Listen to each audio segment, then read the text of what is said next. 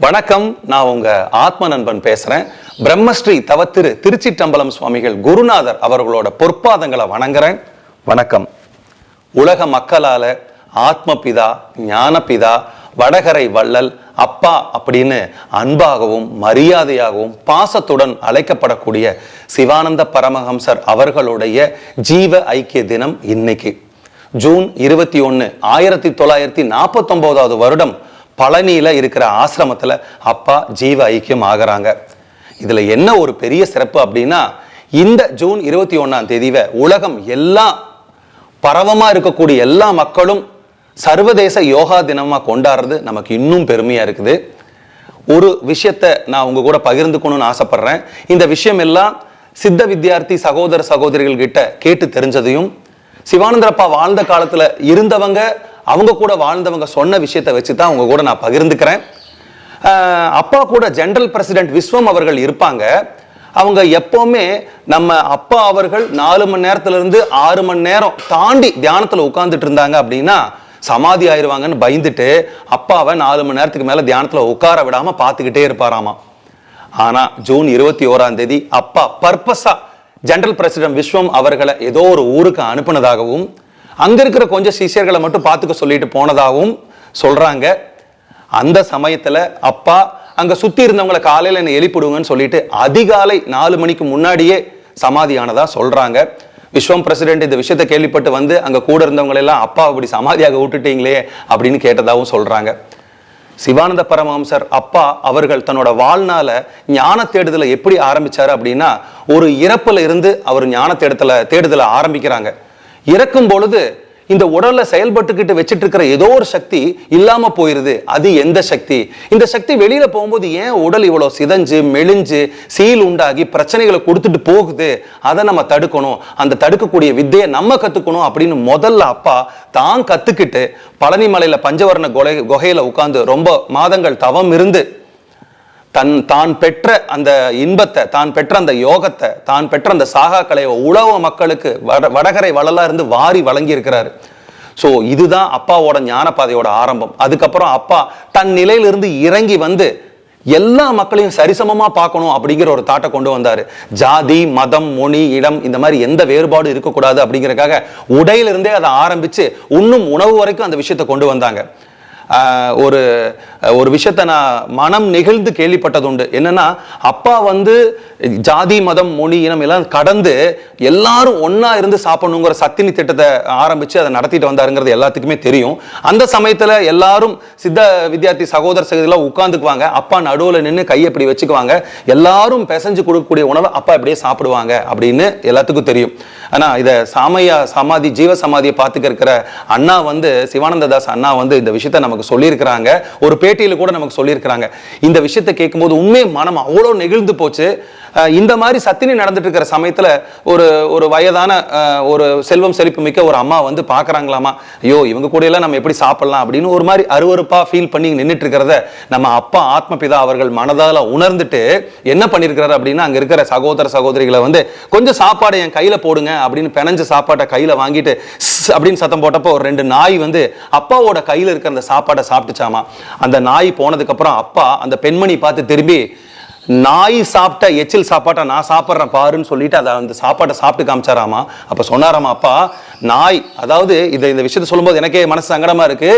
தெருவில் பிஎச் சாப்பிடக்கூடிய நாய் வாய் வச்சு சாப்பிட்ட சாப்பாடையே நான் எந்த பேதம் இல்லாம சாப்பிட்டுட்டேன், நீ மனிதர்களோட போய் சாப்பிடு அப்படின்னு சொன்னதா அவங்க சொன்னாங்க. இதை கேட்கும்போது எனக்கு ரொம்ப நெகிழ்ச்சியா இருந்தது.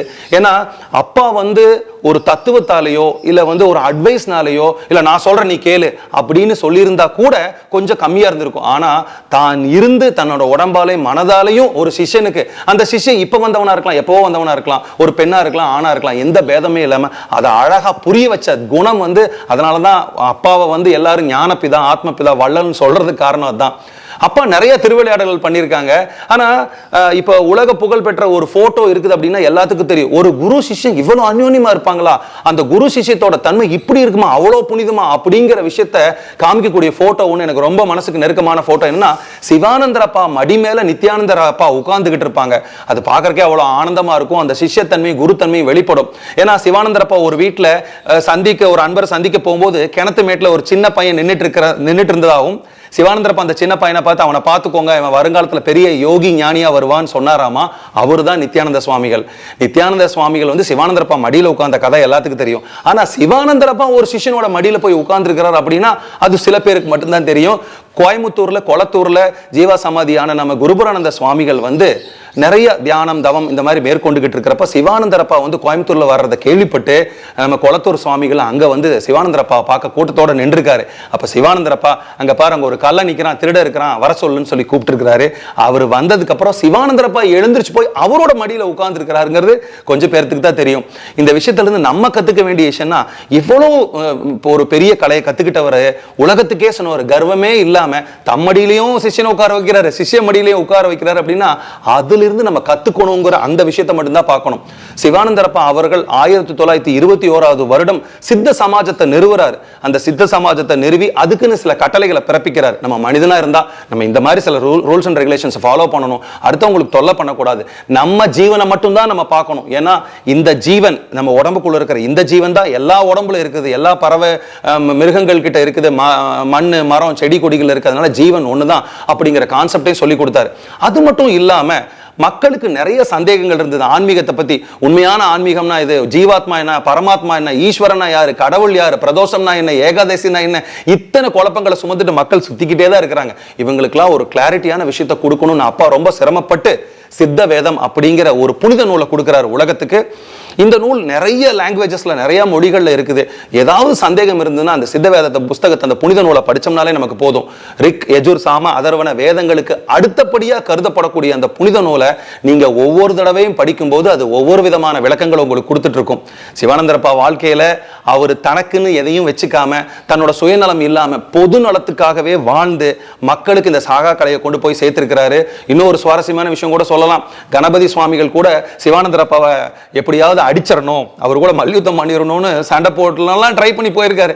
சிவானந்தரப்பா பேசி முடிச்சிட்டு கீழே இறங்கும் போது கணபதி சுவாமிகளை பார்த்த பார்வை மட்டுமே கணபதி சுவாமிகளை அந்த மகுடிக்கு மயங்கின பாம்பு மாதிரி ஆச்சு. அப்படியே நின்னுட்டாராமா கணபதி சுவாமி. கணபதி சுவாமி மல்யுத்தம் பண்ணக்கூடிய அந்த மைதானத்திலேயே கூட்டிட்டு போய் எங்க வச்சு அடிக்கணும்னு நினைச்சாரு, அந்த மைதானத்திலேயே கூட்டிட்டு போய் அவருக்கு சித்த வித்தை உபதேசம் பண்ணியிருக்காரு. அது மட்டும் இல்லாம கணபதி சுவாமிகள் மட்டும்தான் தமிழகத்திலிருந்து போய் சிவானந்தரப்பா கூட ரொம்ப நெருக்கமா இருந்ததாகவும், திரும்பவும் இல்லறத்துக்கு போய் குழந்தைகளை பெற்றுட்டு திரும்பவும் வந்து சித்த வித்யார்த்தி நிலையத்தால் நடத்தினதாகவும் நிறைய விஷயங்களை நம்ம கேள்விப்படுறோம். அப்பா பண்ணியிருக்கிற அதிசயங்கள் நிறைய இருக்குது. இன்னும் சென்னையில் பிராட்வேல பார்த்தீங்கன்னா அந்த ஹை வோல்டேஜ் கரண்ட் போகக்கூடிய ஒயர் கம்பியை பிடிச்சி காமிங்க அப்படின்னு ஒருத்தன் யாரோ திமிரா சொன்னப்போ கூட அப்பா பிடிச்சி காமிக்கிறதுக்கு ட்ரை பண்ணாரு. அதுக்கு முன்னாடி சொன்னாராமா, எனக்கு ஏதாவது நடந்துடும், நீங்க பயப்படாதீங்க, இந்த ஒயர்னால நான் பிடிச்சதுக்கு அப்புறம் ஏதாவது நடந்ததுன்னா உங்களுக்கு பிரச்சனை இல்லைன்னு பார்த்துக்கோங்கன்னு சொல்லிட்டு அந்த ஒயர்ல கை வச்சதாகவும் இன்னும் அதுக்கான குறிப்புகள் இருக்குன்னு கூட சொல்றாங்க. அதே மாதிரி நாகூர்ல அப்பா போயிட்டு இருக்கும்போது யானைக்கால் வியாதி வந்தவங்க ஒருத்தங்க நடந்து போகும்போது கீழே கடந்த மண்ணை எடுத்து போட்டு அந்த காலில் தேய்ச்சி விட்டு அந்த யானைக்கால் வியாதி குணப்படுத்தினதுக்கு அப்புறம் அவரு பெரிய சிஷ்யனா மாறின வரலாறும் உண்டு. 12 பேரை ஆனந்தர் பட்டம் கொடுத்து அவங்கள ஒரு வெவ்வேறு இடங்கள்ல ஜீவ சமாதி ஆக சொல்லி பணித்தவரும் நம்ம குருநாதர் ஆகிய சிவானந்த பரமஹம்சர் அப்பா அவர்கள் தான். இந்த உலகமே கொண்டாடக்கூடிய ஜூன் 21 இன்டர்நேஷனல் யோகா டேல நம்ம எல்லாரும் இந்த அப்பாவோட வாழ்க்கை வரலாறும், அப்பா பண்ண போதனைகள், அப்பா நமக்கு கொடுத்த சித்த வித்தை, அப்பா நமக்கு கொடுத்த சித்த வேதம், இதையெல்லாம் மனசுல வச்சுட்டு நம்ம 24 மணி நேரத்தை எப்படியோ கழிக்கிறோங்க. பிரியமானவர்களே, அந்த 24 மணி நேரத்துல நம்ம ஒரு அரை மணி நேரத்துல இருந்து 1 மணி நேரம் வரைக்கும் ஒதுக்கி நம்ம கண்களை மூடி உட்கார்ந்து அப்பா சொல்லி கொடுத்த மூச்சு பயிற்சியை யாரு சரியான விதத்துல சொல்லி கொடுக்குறாங்களோ அவங்க கிட்ட போய் கத்துக்கிட்டு முறையா ப்ராப்பரா தெரிஞ்சுக்கிட்டு அதுக்கப்புறம் நம்ம அமைதியா வந்து ஆனந்தமா உட்கார்ந்து அந்த சித்த விதியில லயிச்சு அந்த வாசியோகத்தை கத்துக்கிட்டு நம்ம மேல்நிலை அடையணுங்கிறது தான் அப்பாவோட அவாவும் பெரிய பெரிய குருமார்களோட அவாவம் தான். இந்த பதிவை முடிக்கிறதுக்கு முன்னாடி ஒரு சின்ன இன்ட்ரெஸ்டான விஷயத்தை சொல்லிட்டு முடிக்கணும்னு ஆசைப்படுறேன். நம்ம பிரம்மஸ்ரீ தவ திரு திருச்சிற்றம்பலம் சுவாமிகள் அவர்கள் 1920 25 30 வரைக்கும் இந்த உலகத்தை சுத்திக்கிட்டே இருந்தாங்க. தன்னோட ஆன்மீக கேள்வி பதில்களை எப்படியாவது யார்கிட்ட கேட்டு தெரிஞ்சுக்கணும், அதில் உள்ள விளக்கங்களை தெரிஞ்சுக்கணுங்கிறதுக்காக ரொம்ப தெரிஞ்சுக்கணுங்கிற ஆசையில சுத்துறாங்க. அப்பாவுக்கு யாரு பதில் சொன்னாலும் அது பிடிக்கல. ஏன்னா சில பதில்கள் அவரோட மனசை தொடல, உயிரத்தோட, ஆத்மாவை தொடல. ஆனா 1930 வாக்குல சிவானந்த பரமஹம்சர் அப்பா ஞானபிதா அவர்களை சந்திக்கக்கூடிய வாய்ப்பு நம்ம திருச்சிற்றம்பல சுவாமிகளுக்கு கிடைக்குது. அப்பா தனக்கு கேட்க வேண்டிய கேள்விகள் எல்லாம் கேட்கிறாரு. சிவானந்தர் அப்பா அந்த கேள்விகளுக்கெல்லாம் பதில் சொல்லி சாகா கலையான அந்த வாசி யோகத்தை, சித்த வித்தையை நம்ம திருச்சிற்றம்பலம் சுவாமிகளுக்கு உபதேசம் பண்றாங்க. அதை எடுத்துட்டு அப்பா ஒரு விஷயத்தையும் சொல்றாங்க. ஏன்னா இதுல ஒரு சின்ன விஷயம் இருக்கு. சிவானந்தர் அப்பாவோட ஃபாலோவிங் தான் அப்பா திருச்சிற்றம்பல சுவாமிகள் இருந்தாலும், நீ சகஜ வாழ்க்கையில் இருக்கிறவங்களுக்கும் போய் சொல்லிக் கொடுன்னு சிவானந்தர் அப்பா சொல்லி அந்த விஷயத்த சகஜ வாழ்க்கையில் இருக்கிறவங்களுக்கும் அப்பா பரப்புனாங்க. ஏன்னா பக்தி யோகம், ஞான யோகம், கர்ம யோகம், ராஜயோகம், நிறைய விஷயங்கள் இருக்கு. எல்லா யோகமும் இறைவன் அடையக்கூடிய வழிதான் அப்படிங்கிறத மனசுல வச்சுட்டு நம்ம திருச்சிற்றம்பலம் சுவாமிகள் அவர்கள் அப்பப்பள்ளியோருக்கே திரும்பி வந்து தான் குருநாதர்கிட்ட படிச்ச அந்த வித்தையை உலக மக்களுக்கு சகஜ முறையில, சகஜ வாழ்க்கையில எல்லாத்துக்கும் சொல்லி கொடுத்தாங்க. குரு 8 அடி பாஞ்சா சிஷ்யம் 16 அடி பாயணும். நம்ம திருச்சிற்றம்பல சுவாமிகள் என்ன பண்ணாங்கன்னா, சிவானந்த பரமஹம்சர் அப்பா தவம் பண்ணின பழனி மலையில் இருக்கக்கூடிய பஞ்சவர்ண குகையில போய் தவம் பண்ணது மட்டும் இல்லாம போக மகரிஷியும் அகஸ்திய மகரிஷியும் எப்படி தரிசனம் பண்ணணுங்கிற டாக்டிக்ஸை, அந்த வித்தையை சிவானந்தர் அப்பா கிட்ட இருந்து கத்துக்கிட்டு ரொம்ப கஷ்டப்பட்டு சிரமப்பட்டு போக மகரிஷியும் அகஸ்திய மகரிஷியும் சந்திச்சுட்டு அவங்க சொன்ன இன்ஸ்ட்ரக்ஷன் பேர்ல திரும்பவும் அப்பப்பள்ளியூருக்கே வந்து மக்களுக்கு மருந்துகளை அரைச்சு கொடுத்துட்டோம், மக்களோட நோய் பிணிகளை தீர்த்துட்டோம், மக்களுக்கு தியான தனங்கள் சொல்லி கொடுத்துட்டோம். அப்படி வாழ்ந்தாங்க. பாருங்க, ஒரு குரு எப்படி இருக்கிறாங்க, ஒரு சிஷ்யன் எப்படி இருக்கிறாங்கிற விஷயம் எல்லாமே இந்த மாதிரி ஒரு நல்ல நாள்கள்ல நம்ம எல்லாம் தெரிஞ்சுக்கணும். இப்ப நம்ம கூட டிவியில திடீர்னு ராகவேந்திரர் படம் வந்து உட்காந்து பார்ப்போம். ரஜினி அவர்கள் ராகவேந்திரர் நடிச்சிருப்பாங்க. அந்த படத்தை பார்த்து இன்னிலிருந்து நமக்கு ஒரு உத்வேகம் வந்துடும். இனிமேல் நான் பொய்யே சொல்ல மாட்டேன், உண்மைதான் சொல்லுவேன், சிகரெட் குடிக்க மாட்டேன், தண்ணி அடிக்க மாட்டேன், டெய்லியும் தியானம் பண்ணுவேன். இந்த மாதிரி விஷயங்களை அட்லீஸ்ட் ஒரு 3 நாளைக்காவது அந்த படம் நமக்கு அந்த தாக்கத்தை உண்டு பண்ணும். 3 நாளைக்கு அந்த தாக்கத்தை உண்டு பண்ணதே நமக்கு நிறைய மாற்றுதல்கள் இருந்தா, இந்த மாதிரி ஞானிகள் சொல்லக்கூடிய விஷயங்களை ஒவ்வொரு நாளும் கேட்டு 24 மணி நேரத்தில் ஏதோ ஒரு 1/2 மணி நேரம் 1 மணி நேரம் நம்ம பயிற்சி பண்ணிட்டு வந்தாலே நம்ம பெரிய நிலைகளை அடைய முடியும்னு சொல்லிட்டு இன்னொரு நல்ல சந்தர்ப்பத்தில் உங்களை எல்லாம் நான் சந்திக்கிறேன். நன்றி, வணக்கம், குருவே சரணம்.